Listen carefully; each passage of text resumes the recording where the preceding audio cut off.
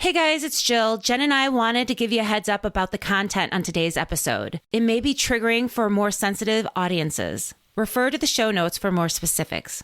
And take care while you listen.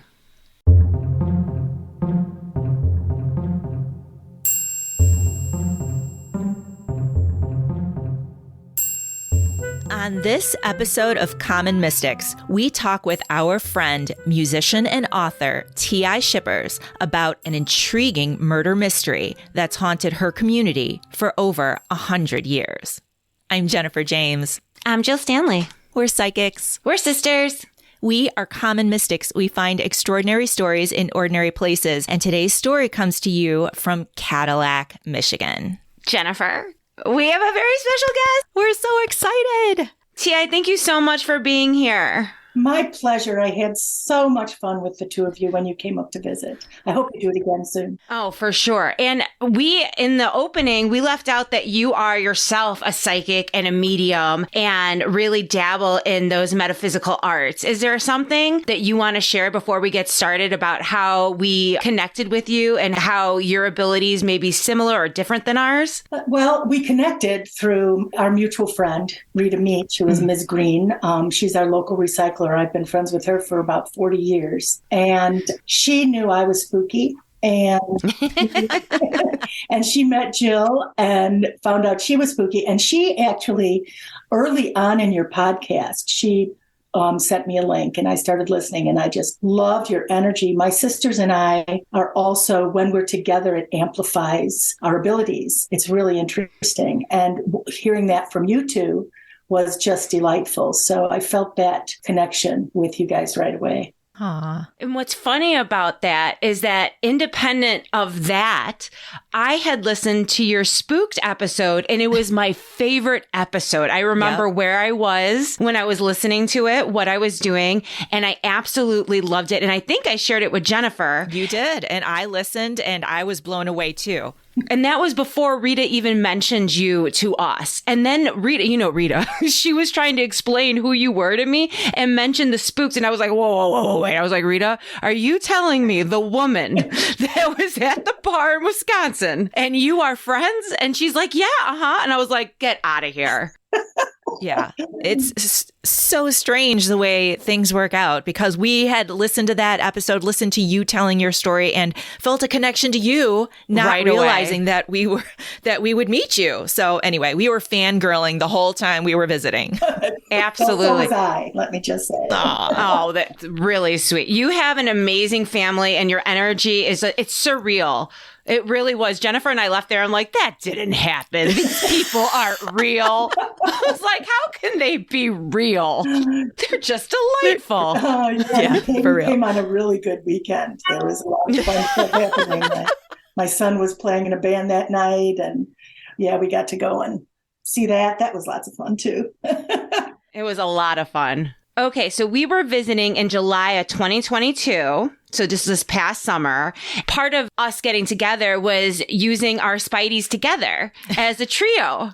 So we went out on the town using our psychic ability. Now, if I remember, you didn't want to pollute or corrupt anything we were getting. You wanted to be very quiet in the backseat. Yes, absolutely. Jen, what were you feeling? I was actually feeling a lot of energy from both you and T.I. That's fair. So I was wanting to be the role of the recorder and less of the psychic, being surrounded by both you and Jill, who have such strong mystical energies. So I decided pretty early on in the experience that I was just going to kind of be quiet and take notes. But in spite of yourself, you got a lot of good hits. Well, like I said, that feeling of anxiety and dread was something that I started to feel kind of immediately. We did have a conversation before the car even started. I think maybe even before we got in the car, because all of us, this was something new. And I was like fangirling on you two. And I was thinking, listening to how you connect and how you so intuitively follow your breadcrumbs and to the end story. And for me, it's a different kind of process. And so I was thinking, am I going to hinder where you are, where you're being led? Am I going to, like what you said, pollute or to over influence what was waiting for you here? Because all of the things that happen get us to where we are when we get there for a reason all the time. And even the stuff we don't pay attention to. And I know that all of our journeys that brought us together on that weekend, I knew there was something important beginning. And I did not want to over influence it and not have it come from you guys, because it brought you here. I'm here all the time. I get impressions about the story all the time. And I wanted it to be from you. And I also thought that maybe there was something else that that would draw you, that we would be more helpful with. And I see you, and my job too is to, you talk about giving voice to the voiceless. And I always see my gift as being a helping gift for both the living and spirit. And so I call myself a spirit medium, not just ghosts, but all non-physical forms, but also to people, to the living as well. And I wanted to more follow what you were doing. And as it turned out, it was sort of synchronistic, of course, that what happened. So I told you my anxiety with it. And you both laughed and said, "Oh my God, we were feeling like, we can't believe that we weren't going to be able to do a good job," kind of thing. So right away, we got all that out, and then we go. Yeah. In my mind, I felt like you were amplifying our energy. It wasn't like you were interjecting, but just your presence there was almost like generating energy and fueling what was happening in my mind's eye. And Jen, like she said, in her process, she thought that she was going to take a back seat. But as I was going through the notes, putting together the outline, I was like, God damn, I was like, my sister's psychic AF. She really was getting really good hits. And I was like, wow. And this is her dialing it down. And then it occurred to me, just having you there, it was almost like like you yourself was feeding us energy, was fueling us, not with leading us in any direction, but just being there, like amplifying what we were experiencing. Yeah, right. like a conduit or something. And like when the three of us were together, it was like a 3-legged stool. You can sit on a stool with 2 legs, but you have to constantly pay attention and balance. When you get the 3rd leg, you get to relax a little and just go with it. So I felt like I was able to do that a little bit for you guys. So we left your house and we set the intention right away. Jen, what is our intention? Our intention was, as it always is, to find a verifiable story previously unknown to us that allows us to give voice to the voiceless. Yep. And we headed east. Can I interject something? Sure. When we first got in the car, and I think this is significant, and we started heading down my street, on your GPS, you said, okay, we're going to go down to the end of the block and go left, so we're heading east. And I said, if you go to the end of the block and go left, you'll be heading south. And you were both like, whoa, wait, what? And you're looking at the map. And I said, if you want to go east, that's right.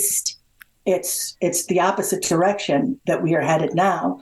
And then we said, maybe it's southeast. And then we turned down a side street to start heading southeast. That's exactly right. That is exactly right. What were you feeling, Jen, in the car? Summarize your hits. I was feeling anxiety and dread. Those are feelings that were kind of overwhelming almost right away. Also, the sense of sadness over a life that was prematurely cut short. The feeling that death had come too soon.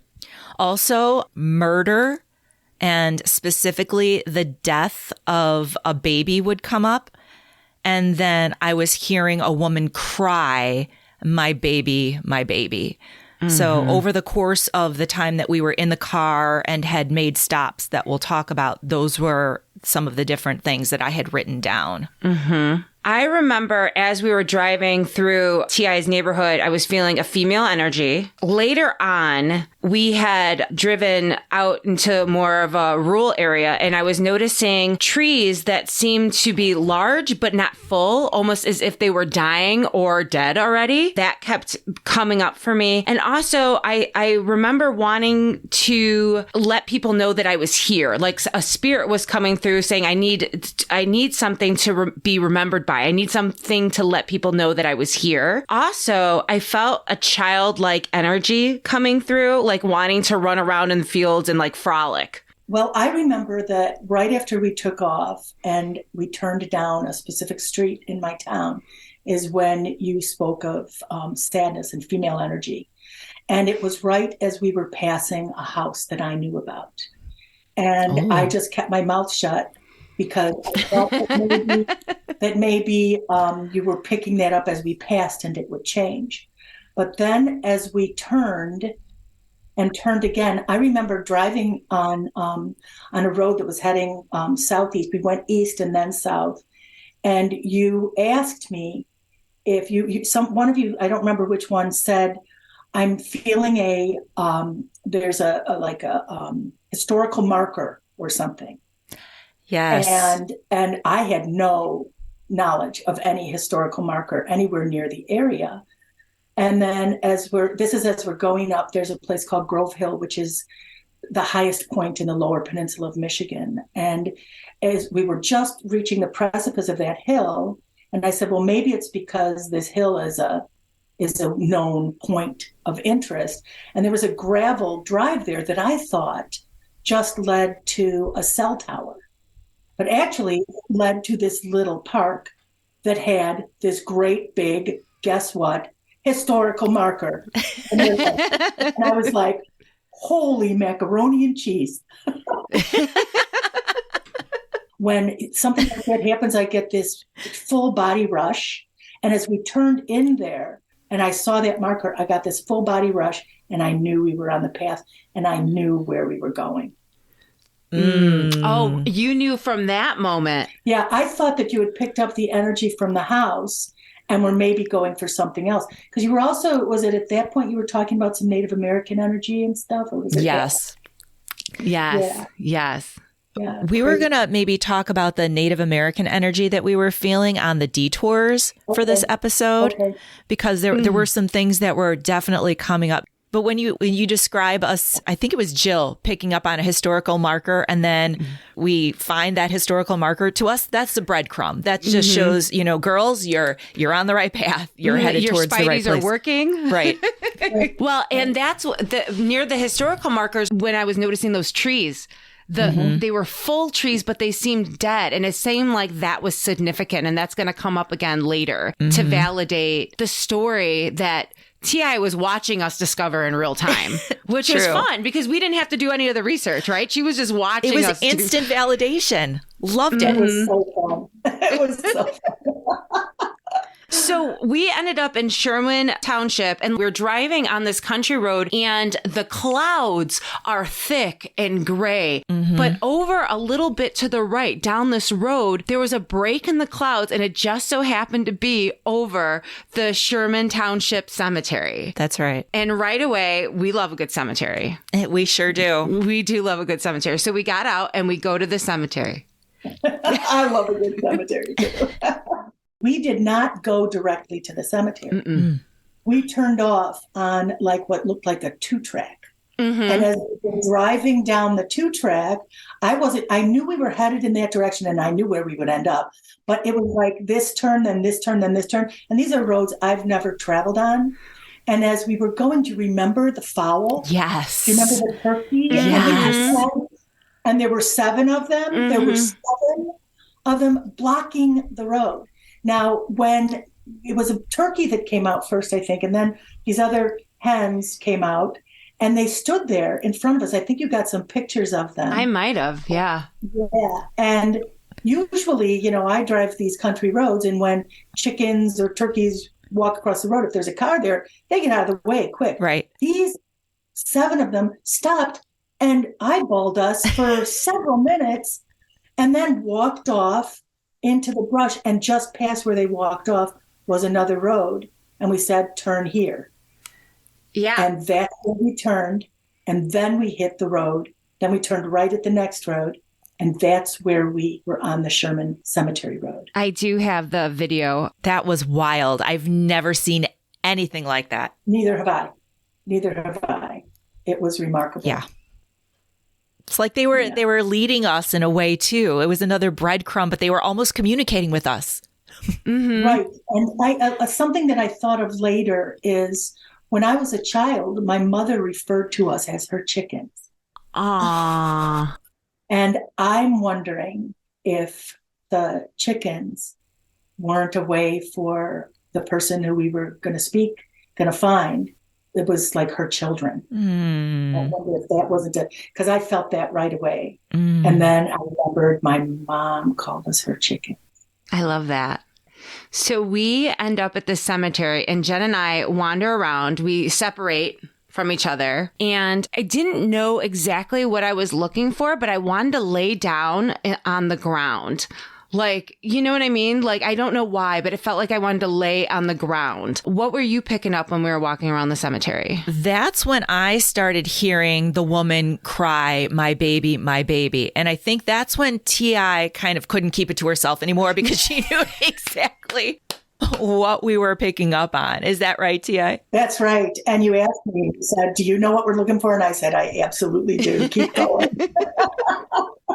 Well, give us a rundown of what it was that you were watching us pick up on. Tell us what you know of this story.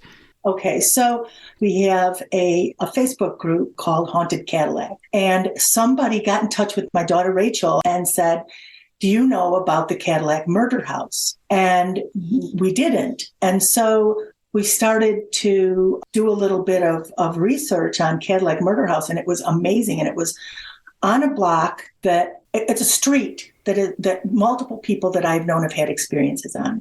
And so we were trying to sense which house it was. But unfortunately, on that street, there are 4 or 5 different houses that are haunted AF.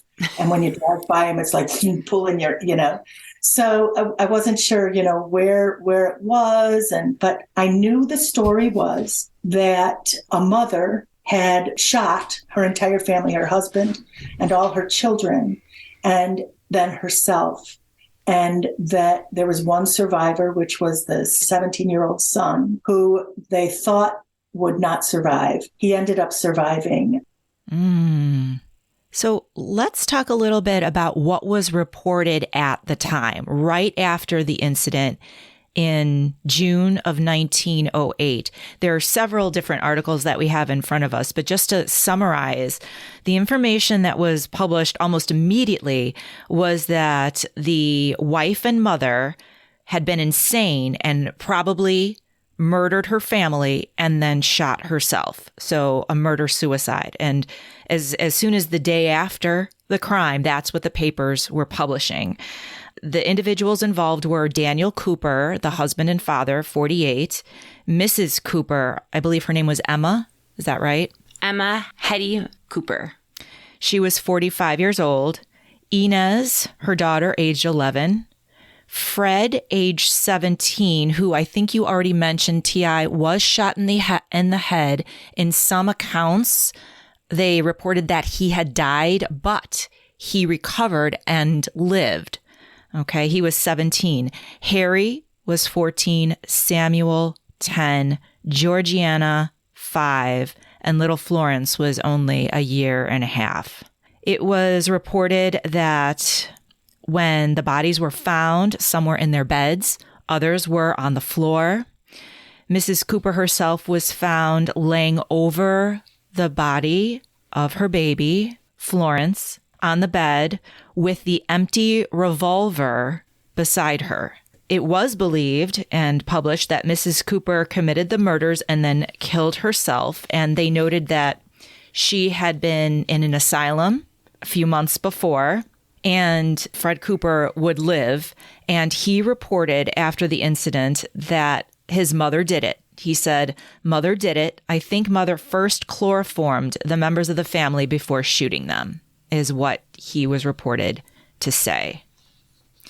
There's also a very interesting account about Mrs. Cooper's behavior the night before the murders. The night of the murders. Yeah. Jill, do you want to summarize what happened? Yes. Well, Mrs. Cooper, the night of the murders, took all her children to a vaudeville performance. She bargained with the girl at the ticket counter so that she can get the entire family admitted into the vaudeville show for 50 cents total. And the girl at the counter was like, okay, I'll do this for you, but like, that's not going to happen again. This isn't setting a precedent. And Mrs. Cooper reportedly had said, you'll never need to do it again because none of us will ever come here after tonight. So apparently she treated the children to candy and peanuts, and then they marched up and down the streets after the show, all in a happy mood. Everyone seemed cheerful by the people that saw them. But it was that night that when they got home, the murders occurred shortly thereafter. Right. So the papers talk a lot about how she had been, quote unquote, insane, but had periods of sane intervals. There's talk about the reasons that she might have been depressed. It reports that her husband was out of work. She had just had a baby and had some postpartum depression. And it was also noted in the papers that Fred, 17, the only member of the family to survive, was working steadily on the farm, although they were struggling financially. Yeah. So those are some of the quote unquote facts that were reported in 1908. Thoughts? When it talked about her with the children, I think it's important to point out that Fred was not considered one of the children. He was working. So the oldest was not at the movies. It was the younger children and the mother. He was working as the sole support of the family. It's also kind of horrific that right after the murders, it wasn't like today where they put tape around a crime scene. By the time the sheriff and everybody got there, people had just devastated the home. Locals had gone in and taken snips of hair and stuff as souvenirs. They had just were all over the quote unquote crime scene. It took hours and hours to get the people out of the house for the coroner to then claim the bodies. And then at the funeral home, thousands and thousands of people came to just gawk. And that anguish is something that I felt from all the family members. Because when we die suddenly, we don't just all of a sudden disappear. From my experience, we remain near our bodies for quite some time. And I think that all of the Coopers witnessed this barrage of gawkers getting their jollies off of the horrendous experience that this family had just gone through. And I think they've all witnessed that. I saw, that was one of my sleep impressions. You bring up a really good point about the fact that the authorities did not secure the crime scene, right? It was trampled through, and any evidence that there might have been was pretty much destroyed by all of the people who are traipsing through the scene. So I think that's pivotal as well. It is. So the only real evidence that they could use were the bodies themselves, looking for powder burns, looking for things like that. And they were able to do that in 1908. Today, is this story in Cadillac well known? No, most people don't know about it. I know that this gentleman who's writing a history of Cadillac, the one that talked to me about which house it was, he spoke to me about another issue that I was involved in. But he was, in one of the chapters, it's the darker side of Cadillac, and this story is in that. But it's not something that is well known. People don't talk about it. There are no direct descendants from that family, but there are relatives of the family that are still in the area in both Sherman Township and here in Cadillac. Why do you think we were picking up on that story? I think that Mrs. Cooper, that Emma, not just Emma, I also think Inez, the daughter, wanted us to know the story. I really think that when spirit comes to me, it's that they're like, hey, I'm here, do something. And I think there was a great injustice on this entire family. And I think they wanted some peace. And I know that when it first came to my attention, all of a sudden it was very intensely in my conscious mind that these people need something. And I know that the story that was told in the papers, I do not believe that's the true story at all. How long has this story been on your radar? Probably 2 or 3 years. Okay. I know that the mother was hospitalized after the birth of her daughter, of Florence. And I know about postpartum depression. I've not experienced it myself, but this is a very real thing. And postpartum psychosis is also a very real thing. And so killing the baby is something that mothers suffering from postpartum psychosis often do, or harm the baby and themselves. But it is almost never, I could not find cases where a mother suffering postpartum kills the whole family in something like this, and where it's planned ahead, where take them out to the movie theater and then the ticket taker saying, well, you'll never see us again. I got to say, the ticket taker and everybody who was interviewed by the papers after this story, Cadillac was a little tiny place, and the New York Times came here, and the Chicago Tribune came here, and people had their minute in the spotlight. And so anybody telling their minute part of the story is going to amplify it. I know how people work and how, when you're being interviewed, how that happens. And so I'm not certain that's exactly what she said, but I'm certain she said, yeah, we won't ask for this again. I could see that. Don't worry, we won't come back again. Just this one night, let's go see this. And the inference then was that she was treating them before murdering them. And that I don't think is the reality. I really don't think that's the reality. Agreed. Especially because the accounts of after the vaudeville show is that they were like having a good time on their way home, going down the street, walking home, and people who saw them, they looked like they were having a good old time. When we were in the cemetery and you gave us the information that you knew, I just have to say that I was intrigued, but I wasn't completely sold until I turned around and I saw a half-dead tree hovering, almost encapsulating a tombstone across the way with the name Cooper on it. And then I got goosebumps and I was like, no, this is it. This is our story. Yeah, and I had not noticed that before. So when you were talking about the dead trees, I did not make that connection until we were back in the cemetery. Cedar trees are very often planted in cemeteries. So there are other cedar trees planted at the same time. So their trunks are about the same circumference. And this one had been damaged somehow, and half of it had broken off, and it was hanging like it was obscuring the family headstone, trying to hide the family name. And I think that headstones were not put up because of the gawkers who came to the murder scene. Right.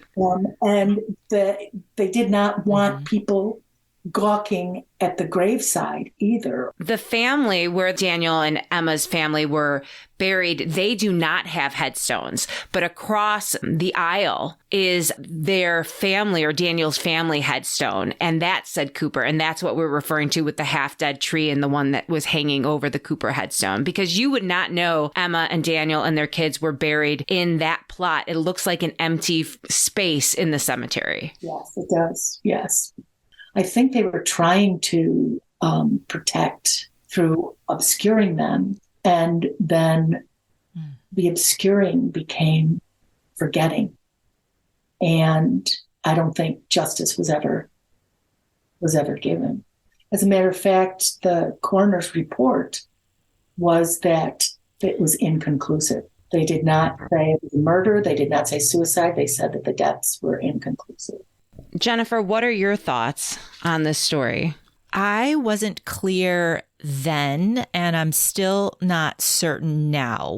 What I do believe is that Emma is in anguish for sure. I feel her spirit in anguish. And I also believe 100% that the murders did not play out the way they had been reported in the media. But I don't psychically have a clear picture of who the murderer is. I think that's fair, but I definitely do not think that Emma was the murderer. I think they done her dirty. And I think just because she has a history of mental illness and she was at the Traverse City Asylum for a short period of time after Florence was born, that they really villainized her. Yeah, I don't think she did it either. No. Well, you do have a quote from Fred naming his mother as the murderer. So, T.I., how do you come to terms with that? Well, the quote was a secondhand quote.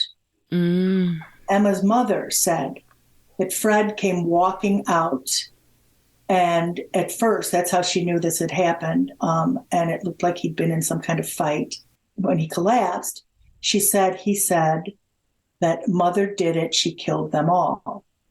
And that was her quote, quoting him. Now, here is someone with a head injury that was unconscious at the hospital for a long, long time.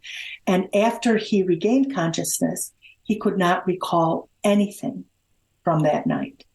And as a matter of fact, in one of the articles, it was when they were questioning him, he was very excited about, like he was living with his grandparents on their farm in Sherman Township, and they had a motor car. And all he wanted to talk about was the motor car and not what had happened. And although someone with PTSD, that's in keeping with that or with a head injury. But it just seemed very odd that he was very enamored with the things that his grandparents had, and they were living in poverty. And his father couldn't work, and he was the eldest son, and he had to work hard. Farm work is not easy work. And it's sun up to sundown. And I'm not sure what farm he worked on. There were farms just outside of Cadillac, but I'm sure he was walking to work on the farm and walking home and bringing a few pennies in to keep them fed. And I think Emma's mother was also helping with that. She would come in the mornings and help with breakfast and things with the family because the father was sick and mother was not fully well. So Fred was literally, the oldest son, Fred, was literally the only person monetarily supporting the family. The entire family, correct. Yeah. And so I'm very hesitant to talk about what I think happened because there is no real evidence of it. But I have gone back to the cemetery by myself and just parked my car all alone this early fall, actually, and just said what happened. And I got a completely different story. Now, whether it is my own imagination or is it coming from them, I don't know. But I can tell you what I got that day. Do you want to hear that? Sure. Yes. It's not really verifiable, but there's no evidence really that counterindicates it either. So what I saw was that Emma was feeling pretty good. The father was still not well. He was still unable to work. Anyway, she decided, we just got to get out of the house. We got to go do something. There's this great show in town. Let's just go see if we can get in, spend a few pennies, and have an evening, just an entertaining evening, and just leave the doldrums behind us. And she went and spent money on all the other children, and then went downtown and actually bought a treat. And it was Fred's hard-earned money. And father was not getting better. And Fred, he saw himself having to support this family the rest of his life because he's the eldest son. But there's a bunch of kids, and he saw no way out. And there were reports that there had been fighting at the home that night. Well, who would have been upset about them going to the show? Who would have been upset about spending money that he worked his fingers to the bone to earn, to put food on the table and keep them in house and home? And I know that although in 1908, 17-year-olds were considered men, I know the brain of an adolescent is incredibly impulsive. And in the heat of an argument, I could see him saying, I'm not doing this anymore. That's it. I'm done.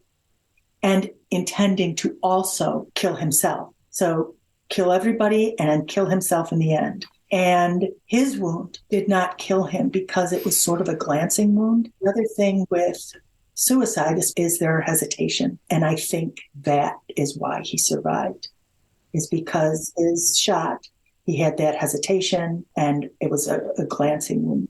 I also think that he absolutely did not remember it. I don't think he remembered it. I know all the others did. And I know also, as a grandmother, that if my entire family had been killed and there was one surviving member, I would do everything in my power to protect that survivor. And I know that she probably would never suspect that he would do that either. And she could absolutely think that Emma could have done it because Emma herself had been suicidal after Florence's birth. She was suffering from postpartum depression. And so I think part of the anguish that we're feeling, for me as a grandmother myself, what I was getting was from Emma's mother, Mrs. Hetty. That's what I think happened. There is alternative theories as to Emma not being the murderer. The first one that I had outlined was based on the coroner's jury verdict, which they found that Daniel Cooper, Emma, and the children came to their deaths from a gunshot inflicted by some person or persons unknown. So they did not place blame on Emma. Also, the coroner's jury brought up the fact that Emma was right-handed, and the shot to her head that was suspected to be self-inflicted was behind the left temple. So if you're a right-handed and you were shooting yourself in the head, you would be literally like a contortionist to get the wound where it was. Also, the coroners report that there was no gunpowder residue on any of the victims. And they didn't mention a distinction between Emma and the rest of the victims, but apparently of the dead, there was no gunfire or residue. So I think that was very telling. Then the second theory I outlined is similar to what T.I. was picking up psychically, is that Fred killed his family and blamed his mom, is what I literally wrote in the outline, because I felt like there was a motive, being Fred, the oldest, the sole provider of this large family at 17. And if his family disappeared, he would be working the same amount, but he would reap more of the rewards. And there is evidence to back up that it could have been him because he inherited the family farm and he is the only survivor. So, I mean, it's circumstantial. This isn't a courtroom. This is our psychic impressions. And is there anything verifiable that could lead us to support that theory? But 100% in my mind's eye, it was not Emma who killed this family. 100% it wasn't. So also, I think something really important is with no powder residue on the hands of any of the people that the coroner would not test the survivor. The coroner would only look at the bodies of the dead, and getting Fred to the hospital. And at the hospital, I'm sure there was blood everywhere and they probably just cleaned him up. Yeah. So that's another indicator that it may have been him. As we mentioned, the mother of Emma's mother, the grandmother, made the grisly discovery the morning after, so the morning of the 13th. She had come to the home, presumably to help with the kids in the morning. Fred met her upon arrival and was complaining that his throat hurt. And of course, she sees that he has a friggin' head wound. And she's like, what happened? And that's when he said, mother chloroformed the family, shot him, and there was fighting before that had happened. So it sounds like he was awake, lucid, and walking around, it appears, right? Before he was taken to the hospital. So he could have placed the gun to his mother's left. That's a really good point. Right? T.I., what you said about the circumstance with the whole family, but Fred, really, right? Going to the show, that for me really resonated. Because Jennifer was the oldest that was the only one working. She would kick our asses. Clinique Stop. money and went to the show. Seriously. Personally, if Emma didn't commit this crime and it was widely reported that she was insane and she did, I can see why there's so much despair and Anguish, coming from her spirit. Also, she was laying over Florence and just thinking, my baby, my baby. Yeah. I definitely do not think Emma's done this. So who do you think our voiceless is? I mean, Emma for sure. And the babies, the kids, they didn't have a chance. They didn't deserve that. I think it's the whole family, including Fred and the grandmother. I really do. I think that the sensationalization of this story has removed any compassion toward them. And I think what they need more than anything is compassion, that unconditional love, which compassion is. And when that happens, I think they can rest. Also, I want them to have a gravestone. I really do. Yeah, they should have gravestone. At least one. Right. And that was something that you picked up. You wanted to get something I need something to remember. To prove that I was here. Prove that I was here is what you said. Yeah. Right. And I have no idea how that could happen. I'm not sure how to do that. Yeah. So Fred ended up passing away when he was about 40 years old. I think he was younger. Wasn't he in his 30s? He had a wife and 2 children that all died before him. His wife died and a child died. One child outlived him, but he was either around like 38 or 40 when he ended up passing away. But it doesn't seem like his surviving daughter had a family of her own. So I don't know if there's someone that we can contact to be like, hey, we want to put a gravestone up, or even the legality of that. It reminds me of Grandma when I wanted to clean off Yolanda's grave. She was like, baby, you can't be doing that. Like, you know what I mean? Like, you can't just put a stone. There are rules. You can't just put a stone unless it's an ancestor. I think I got from the historian that he had no descendants. But, there are peripheral descendants. Well, thank you so much for hosting us and going on an adventure with us. It was awesome. We really enjoy spending time with you, and your family's amazing. They're just ridiculous. It doesn't make sense how you raise the most amazing children and your grandchildren. Well, oh my gosh. For real.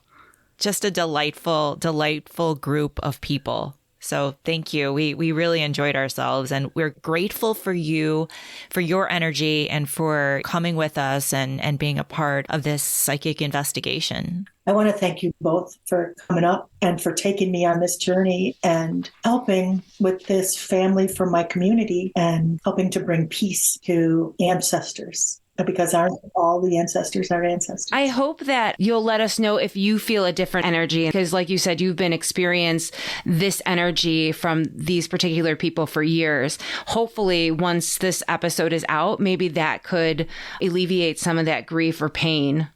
And maybe what I would ask is that anyone who hears this episode, please take a minute and just think about the Cooper family with love and compassion, and not with intrigue or horror, which has been the case since their bodies left this earth.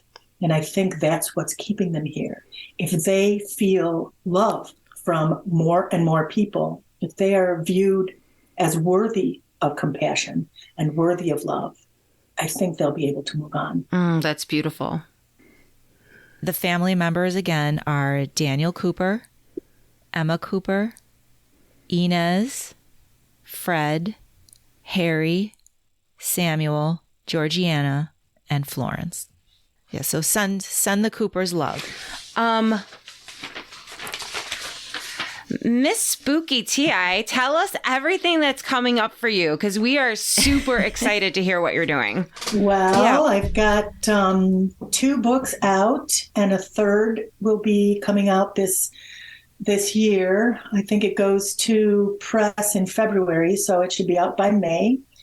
And I've got a YouTube channel where during the pandemic, I started telling my personal ghost stories live on Facebook, and I just saved them all to a YouTube channel, and it's Ghost Stories with Spooky Ms. T.I., and you can find them all there. I also just, last week, I guess week before the holidays, recorded a new spooked story. So I'm not sure when that will be coming out. Shut up. Oh my gosh. So exciting. Oh, you got to let us know when that happens. We cannot wait. I will absolutely let you know when that happens. And if listeners would like to check out your books, what's the best way for them to find your books and maybe buy one? Or well, more? You can find them on the online, but the best way to do it, if you ask me, is to go to your brick and mortar bookstore and ask for it, because bookstores can order just one copy for you. And it helps the bookstores, it helps my publisher, it helps me to do it that way as opposed to the big A word on the interwebs.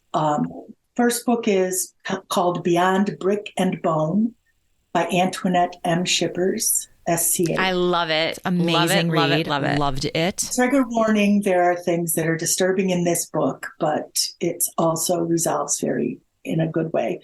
And then the other book is a book of poetry titled Spirit Within, Spirits Throughout. And that's also by Antoinette T.I. Shippers. So ask I should tell you the publisher is Parkhurst Brothers Publishing. So tell your bookstore that you're looking for those books and you can find them. You can go on your bookstore's website and order them and then just go pick them up at your bookstore. And then the third one that's coming out this year is called Liminal Life. And that's also that. I'm excited. I'm really excited about that one. Love. I'm excited about your book, by the way. Oh, it's a lot of work.